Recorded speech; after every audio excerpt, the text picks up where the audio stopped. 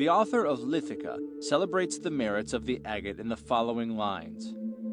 Adorned with this, thou woman's heart shalt gain, and by persuasion thy desire obtain. And if of men thou aught demand shalt come, with all thy wish fulfilled, rejoicing home. This idea is elaborated by Marbodus, Bishop of Rennes, in the 11th century, who declares that agates make the wearers agreeable and persuasive, and also give them the favor of God. Still other virtues are recounted by Camillo Leonardo, who claims that these stones give victory and strength to their owners and avert tempests and lightning. The agate possessed some wonderful virtues, for its wearer was guarded from all dangers, was enabled to vanquish all terrestrial obstacles, and was endowed with a bold heart. This latter prerogative was presumably the secret of his success. Some of these wonder-working agates were black with white veins, while others again were entirely white. The wearing of agate ornaments was believed to be a cure for insomnia and was thought to ensure pleasant dreams. In spite of these supposed advantages, Cardano asserts that while wearing this stone he had many misfortunes which he could not trace to any fault or error of his own. He, therefore, abandoned its use, although he states that it made the wearer more prudent in his actions.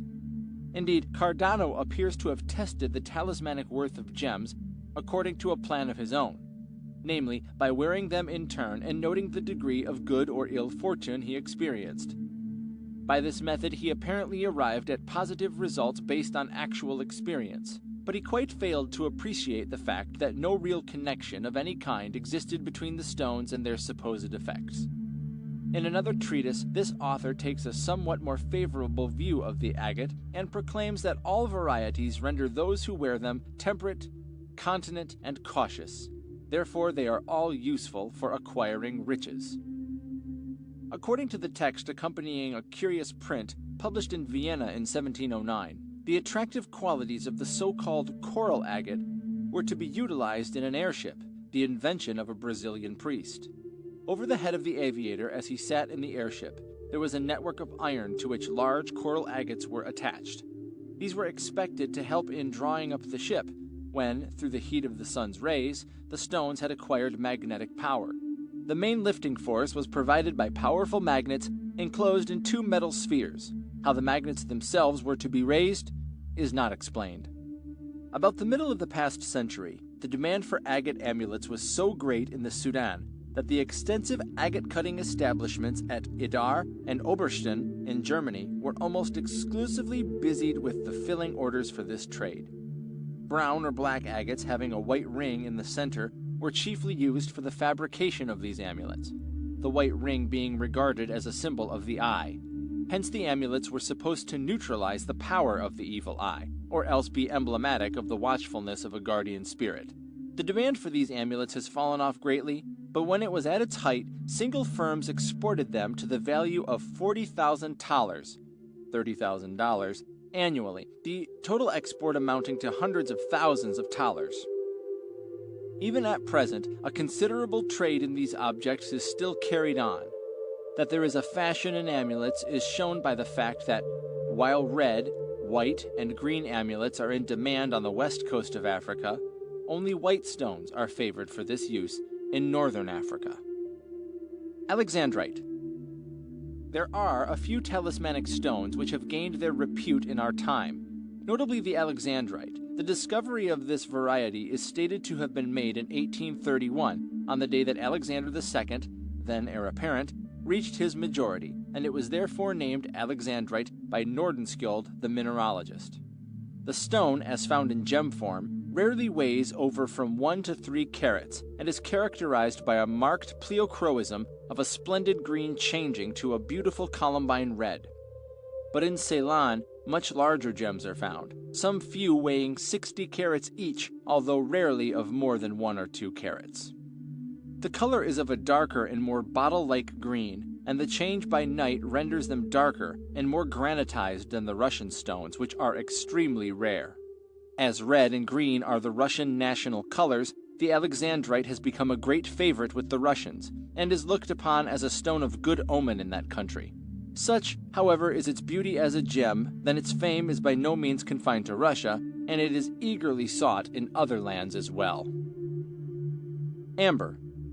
Amber was one of the first substances used by man for decoration, and was also employed at a very early period for amulets and for medicinal purposes. More or less shapeless pieces of rough amber, marked with circular depressions, have been found in Prussia, Schleswig-Holstein, and Denmark in deposits of the Stone Age. These depressions are sometimes regularly disposed, and at other times irregularly, and seem intended to imitate similar depressions found in large stones and rocks, often the work of man's hand, but occasionally the result of natural causes. In Hornis's opinion, they marked the resting place of the spirit or spirits believed to animate the stone, and hence it is probable that the amber fragments were used as talismans or amulets. For the ancient Greek poets, the grains of amber were the tears annually shed over the death of their brother Phaethon by the Heliades after grief had metamorphosed them into poplars growing on the banks of the Eridanus, the modern river Po. In a lost tragedy of Sophocles, he saw the origin of amber in the tears shed over the death of Meleager by certain Indian birds. For Nicias, it was the juice or essence of the brilliant rays of the setting sun, congealed in the sea and then cast up upon the shore. A more prosaic explanation likened amber to resin and regarded it as being an exudation from the trunks of certain trees. Indeed, the poetic fancy we have just noted is the same idea clothed in a metaphorical or mythological form. Another fancy represented amber to be the solidified urine of the lynx, hence one of its names, Lincurius. The brilliant and beautiful yellow of certain ambers, and the fact that this material was very easily worked, served to make its use more general, and it soon became a favorite object of trade and barter between the peoples of the Baltic coast and the more civilized people to the south. Schliemann found considerable amber from the Baltic in the graves of Mycenae, and frequent allusions to it in the works of Latin authors of the first and succeeding centuries testify to its popularity in the Roman world. Perhaps the very earliest allusion in literature to the ornamental use of amber appears in Homer's Odyssey, where we read, Eurymachus received a golden necklace richly wrought, and set with amber beads that glowed as if with sunshine. To Eurydamas there came a pair of earrings, each a triple gem, daintily fashioned and of exquisite grace. 2 servants bore them. Amber, ingeniously carved into animal forms, has been discovered in tumuli in Indersone, Norway. These curious objects were worn as amulets, and the peculiar forms were supposed to enhance the power of the material, giving it special virtues and rendering it of greater value and efficacy. Pieces of amber with singular natural markings were greatly esteemed, especially when these markings suggested the initials of the name of some prominent person. Thus, we are told that Frederick Wilhelm I of Prussia paid to a dealer a high price for a piece of amber on which appeared his initials. The same dealer had another piece on which he read the initials of Charles XII of Sweden. When he received the news of this king's death, he bitterly lamented having lost the opportunity of selling him amber for a high price. But he was cleverly consoled by Nathaniel Sendall, the realtor of the story, who easily persuaded the dealer that the markings could just as well signify the initials of some other name. Sendall adduces that this is a proof that the letters read on such pieces of amber were as much the product of the observer's imaginations as of the markings on the material. Those who secured amber so mysteriously marked by nature's hand probably felt that they had obtained a talisman of great power, especially destined for their use. Amethyst. While the special and traditional virtue of the amethyst was the cure of drunkenness, many other qualities were attributed to this stone in the 15th century. For Leonardo, it had the power to control evil thoughts, to quicken the intelligence, and to render men shrewd in business matters. An amethyst worn on the person had a sobering effect, not only upon those who had partaken too freely of the cup that intoxicates, but also upon those overexcited by the love passion. Lastly, it preserved soldiers from harm and gave them victory over their enemies, and was of great assistance to hunters in the capture of wild animals. The amethyst shared with many other stones the power to preserve the wearer from contagion. A pretty legend in regard to the amethyst has been happily treated in French verse. The god Bacchus offended at some neglect that he had suffered, was determined to avenge himself and declare that the first person he should meet, when he and his train passed along, should be devoured by his tigers. Fate willed it that this luckless mortal was a beautiful and pure maiden named Amethyst, who was on her way to worship at the shrine of Diana. As the ferocious beast sprang toward her, she sought the protection of the goddess and was saved from a worse fate by being turned into a pure white stone. Recognizing the miracle and repenting of his cruelty, Bacchus poured the juice of the grape as a libation over the petrified body of the maiden, thus giving to the stone the beautiful violet hue that so charms the beholder's eye. From the various descriptions of this stone given by ancient writers, it appears that one of the varieties was probably the purple almandine or Indian garnet, and it is not improbable that we have here the reason for the name amethyst and for the supposed virtue of the stone in preserving from drunkenness. For if water were poured into a vessel made of a reddish stone, the liquid would appear like wine, and could nevertheless be drunk with impunity. Beryl. Arnoldus Saxo, writing about 1220, after reciting the virtues of beryl as given by Marbodus, after Evax and Isidorus, reports in addition that the stone gave help against their foes in battle or in litigation. The wearer was rendered unconquerable and at the same time amiable, while his intellect was quickened and he was cured of laziness. In the old German translation of Thomas de Cantipris de Proprietibus Rerum, we read that the beryl reawakens the love of married people. Hat auch die das durch Alut Liab widerspringt. Bloodstone. The heliotrope, or bloodstone, was supposed to impart a reddish hue to the water in which it was placed, so that when the rays of the sun fell upon the water they gave forth red reflections. From this fancy was developed the strange exaggeration that this stone had the power to turn the sun itself a blood red, and to cause thunder, lightning, rain, and tempest.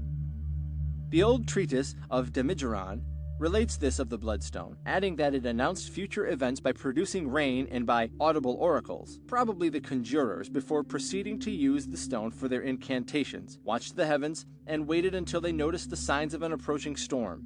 Then they interpreted the sounds of the wind and thunder in various ways, so as to give apt answers to the questions addressed to them touching future events. It is well known that the sighing of the wind and, indeed, all of those natural sounds which constitute the grand symphony of nature were interpreted by prophets and seers into articulate speech. Damigeron also declares that the bloodstone preserved the faculties and bodily health of the wearer, brought him consideration and respect, and guarded him from deception. In the Leyden papyrus, the bloodstone is praised as an amulet in the following extravagant terms. The world has no greater thing. If anyone have this with him, he will be given whatever he asks for. It also assuages the wrath of kings and despots, and whatever the wearer says will be believed. Whoever bears this stone, which is a gem, and pronounces the name engraved upon it, will find all doors open, while bonds and stone walls will be rent asunder. Carbuncle. The carbuncle was recommended as a heart stimulant. Indeed, so powerful was its action that the wearers were rendered angry and passionate, and were even warned to be on their guard against attacks of apoplexy. The blood-red hue of the stone also suggested its use as a symbol of the divine sacrifice of Christ on the cross. However, not only in Christianity was this stone used to illustrate religious conceptions, for the Quran affirms that the fourth heaven is composed of carbuncle. In mythical fantasies, too, this stone played its part, for dragon's eyes were said to be carbuncles. Rumphius states that in 1687 he was told by a chirurgeon that the latter had seen in the possession of one of the rulers of the island, an Amboin, a carbuncle said to have been brought by a serpent. The story ran that this ruler, when a child, had been placed by his mother in a hammock attached to two branches of a tree. While there, a serpent crept up to him and dropped a stone upon his body.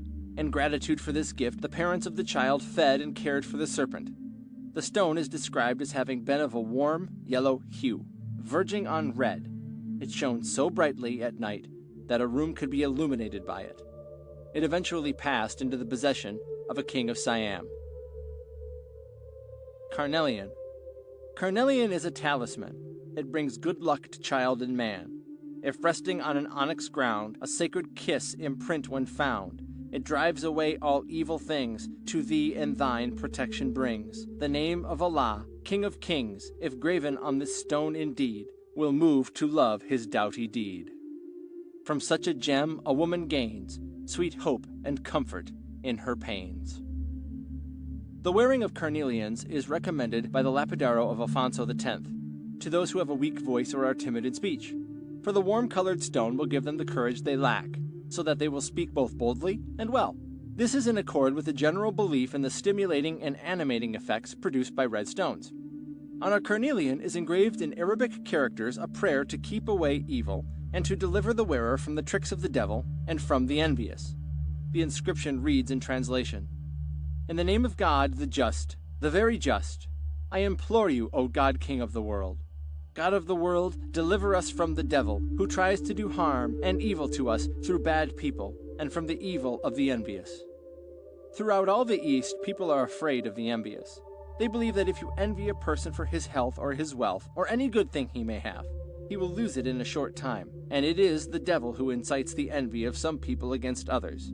So it is supposed that by wearing this stone, bearing this prayer against the envious, their envy will cease to do you harm. The popularity of the carnelian as a talismanic stone among Mohammedan peoples is said to be due to the fact that the Prophet himself wore on the little finger of his right hand a silver ring set with a carnelian engraved for use as a seal. One of the most famous of the Imams, Jafar, lent the weight of his authority to the belief in the virtue of the carnelian, for he declared that all the desires of any man who wore this stone would be gratified. Hence, in Persia, the name of one of the 12 Imams comprising Ali and his successors is frequently engraved on this stone. An Armenian writer of the 17th century reports that in India, the lal, or balas ruby, if powdered and taken in a potion, was believed to banish all dark forebodings and to excite joyous emotions. To the carnelian was attributed a virtue somewhat analogous to that ascribed to the turquoise, as anyone wearing a carnelian was proof against injury from falling houses or walls. And the writer emphasizes this by stating that no man who wore a carnelian was ever found in a collapsed house or beneath a fallen wall. Chalcedony. An ingenious, though far-fetched explanation of the power attributed to chalcedony of driving away phantoms and visions of the night is supplied by Gonelli, writing in 1702. For him, the source of this asserted power was to be found in what has been erroneously termed of the alkaline quality of the stone.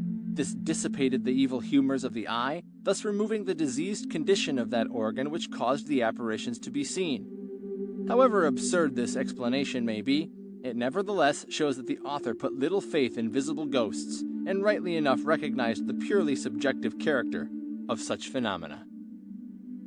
Chrysoberyl. The cat's eye variety of chrysoberyl, or precious cat's eye, is used by the natives of Ceylon as a charm against evil spirits.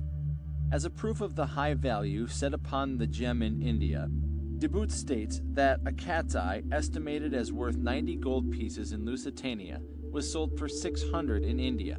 Some of the finest specimens come from Ceylon. Chrysolite. The serpent isle in the Red Sea was stated by Agatharcides to be the source whence came the topaz, chrysolite. Here, by the mandate of Egyptian kings, the inhabitants collected specimens of this stone and delivered them to the gem cutters for polishing. These simple details are elaborated by Diodorus Siculus into the legend that the island was guarded by jealous watchers who had orders to put to death any unauthorized persons who approached it. Even those who had the right to seek the gem could not see the chrysolite in daytime. Only after nightfall was it revealed by its radiance. The seekers then marked well the spot and were able to find the stone on the following day. From this Egyptian source, and possibly from others exploited by the Egyptians, have come the finest chrysolites, peridots, or olivines, the most magnificent examples of this gem. These found their way into the cathedral treasures of Europe, evidently by loot or trade at the period of the Crusades, and are generally called emeralds. Those most notable are in the treasury of the Three Magi. In the great Dom, or cathedral at Cologne, some of these gems are nearly 2 inches long. In our own land, beautiful specimens can be seen in the Morgan collection in the American Museum of Natural History and in the Higginbotham Hall in the Field Museum of Natural History, Chicago, Illinois. Pliny quotes from Juba the tradition that the topaz, chrysolite, derived its name from the island of Topazos in the Red Sea. the first specimen having been brought thence by the procurator Philemon to Berenice, mother of Ptolemy II, Philadelphus. The monarch is said to have had a statue of his wife, Arsinoe, made from the stone. If there be any foundation for this latter statement, the precious gift sent by Philemon must have been a mass of fluorspar, or some similar material. More than 300 years after Pliny's time, Epiphanius, evidently repeating another version of this tradition, states that the topaz was set in the diadem of the Theban queen. Chrysolite, olivine, or peridot, to exert its full power, required to be set in gold. Worn in this way, it dispelled the vague terrors of the night. If, however, it were to be used as a protection from the wiles of evil spirits, the stone had to be pierced and strung on the hair of an ass and then attached to the left arm. The belief in the virtue of the chrysolite to dissolve enchantments and to put evil spirits to flight was probably due to the association of the stone with the sun, before whose life-giving rays darkness and all the powers of darkness were driven away.